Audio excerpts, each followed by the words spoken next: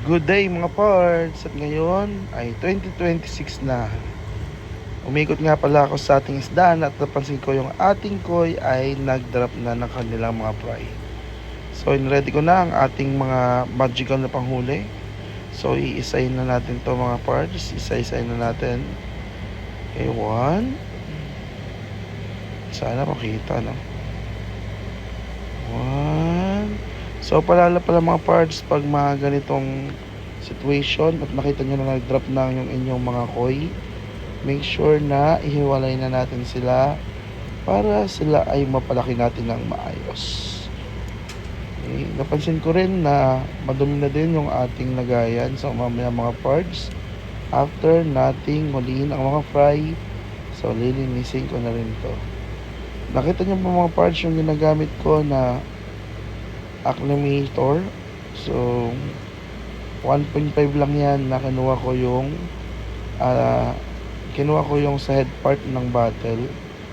At yan na, meron na tayong DIY acclimator. So kasama yung sa mga vlog natin mga parts. So naka-anim na tayo mga parts. Tingnan natin kung meron pang natira. Kasi usually sa kanila nagtatago sila sa mga hiding katulad nitong ating mga water lettuce. So madalas yan sa ilalim siya ng mga ugat or sila ng mga ugat ng ating mga water lettuce. So far ito pa lang yung nag-drop sa ating isdaan mga parts. At syempre usual na ginagawa natin, di ba? After nating kunin lahat ng kanilang mga fry, mamaya ay ilalagay na natin ito sa fry gallons. Ang pinaka-purpose lang naman ito mga parts ay makakain sila ng tama at maayos. Dahil kung iiwanan natin ito sa kanilang mga parent, ay mauunahan sila sa pagkain ng foods na ipapakain natin sa kanila. Imbis na lumaki sila ng sama-sama at sabay-sabay, maaaring hindi maging balance yung kanilang nutrisyon. Kaya hindi sila pare-parehas ng laki. So ito mga parts, may nakita pa tayong isa nagtatago. So far, nakawalo na tayo mga parts. So tingnan natin mamaya kung aabot ba ito ng 10. I think konti lang i-drop nito mga to kasi stress itong ating mga koi. Gawa ng tayo ay busy at hindi natin sila masyadong natutukan.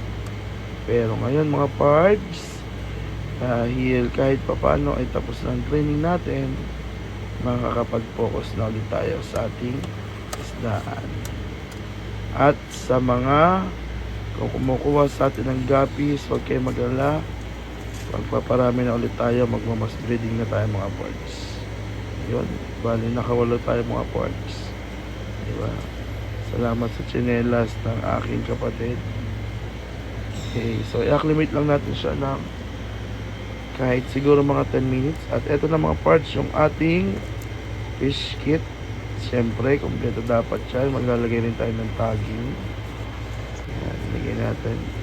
O siya, tayo magtataging na at ilalagay natin kung anong strain ito are. At syempre, dapat lahat ng mga detalye ay mailagay natin mga parts. Ito na, ilalagay natin kung anong strain, sample, yung ating koi.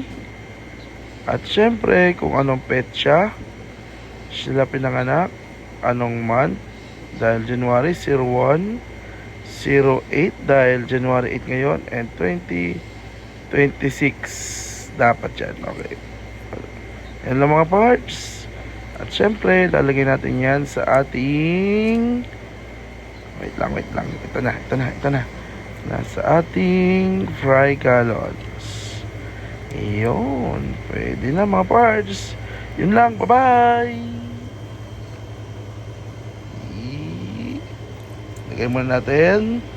Again and again. Yan lang mga parts. Maraming salamat. Bye bye mga parts.